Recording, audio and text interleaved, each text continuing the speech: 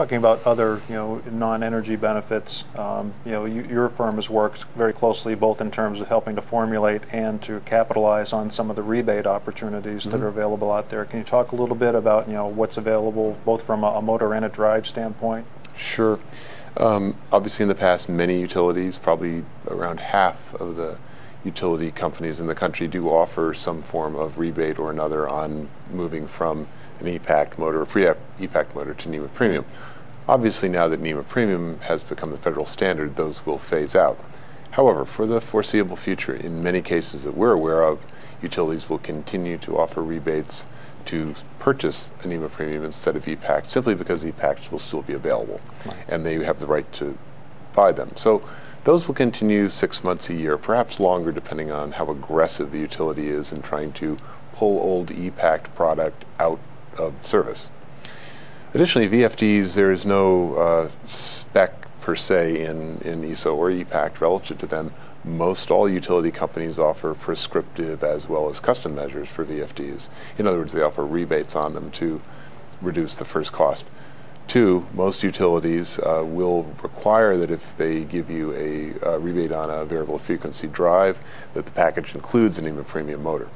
Not simply because, yes, you might as well net the savings while you're at it, but because of the nature of NEMA's. Not, as John pointed out, if you take some pre-E-Pact motor, slap even the finest VFD on it, you are imposing a kind of load that it wasn't designed for.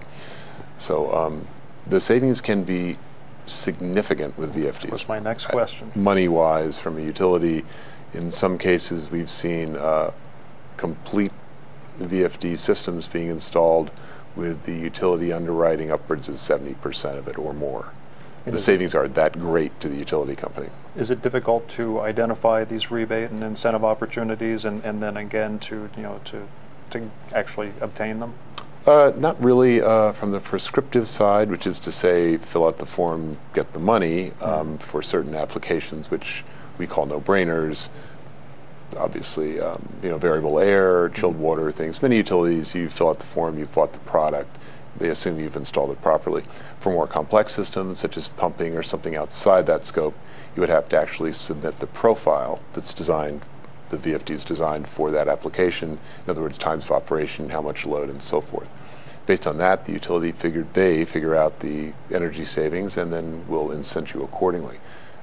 It isn't that difficult. Contact if you're an industrial customer, you undoubtedly have a senior account exec managing your account, or go on a website, or talk to any one of us. We can direct you to the proper sources. So it sounds like between the operational efficiency, the energy savings, and the rebate opportunities, that this, as you said, is kind of a no-brainer in many cases. How do you go about looking at a plant environment and identifying the best opportunities for savings, and how to prioritize, how you attack that massive undertaking? Where to start? Where to start? Well, once again, looking at your motor population, getting a handle on that, and looking at the processes. As everyone's pointed out, basically anything that has any kind of variable load associated with it, the classic ones are compressed air and, of course, variable air, chilled water, many kinds of pumping applications are all candidates. If you've got a belt drive on it, that's a perfect opportunity, fans, etc. Classifying your processes, which, as we've seen in our inventories, most facilities know perfectly well what they are. But to get them all in one place in a list, be it through John's software, MotorMaster, whatever software you use, or internally on an Excel sheet, just to know what they are, and then just start to break them down by run hours. Let's be careful on just classifying variable torque applications, because there's still some utilities that are giving rebates for constant torque. They look at it from the idea that it is a process improvement, and you will save electricity, benchmark dollars of electricity per widget made, and some of the West Coast utilities are not differentiating between variable and constant torque. So check with your utility to be sure. Certainly that sort of thing would come up in a measurement and verification style of rebate or incentive from the utility, where you might bundle the drive along with motor, along with a gearbox, along with other things. So I agree. I think there's a tremendous opportunity to play at just what you touched on, the constant torque application. Yes. Think of it like lighting with an occupancy sensor. Take that same approach with that constant torque application, and when the process is idle, if that equipment today runs fixed speed, full speed ahead with nothing in terms of production happening, layer in some controls, drop it back to an idle speed, and run it through the custom program to get the incentives you'd need. It wouldn't be on the fill in the form scenario, Right. but you can use that occupancy sensor approach, apply it to your continuously operating equipment, even in the case of constant torque. And we Exactly. think you've got a great project there, significant savings, and you can probably find some significant funding. how many plants do we walk into where you see a conveyor running and nothing going down the conveyor? Exactly. All the Shut time. it off. Yeah. And Ted, now from the standpoint of either taking a run to failure approach or a proactive interchange, how do you measure which is the right approach for each application? Well, I think let's play off of the legislation. The focus and the discussion started with the motor efficiency legislation. So it's prompting some review of the equipment in the plant, some review of the entire system, and now we're kind of layering in, hey, what's happening for production?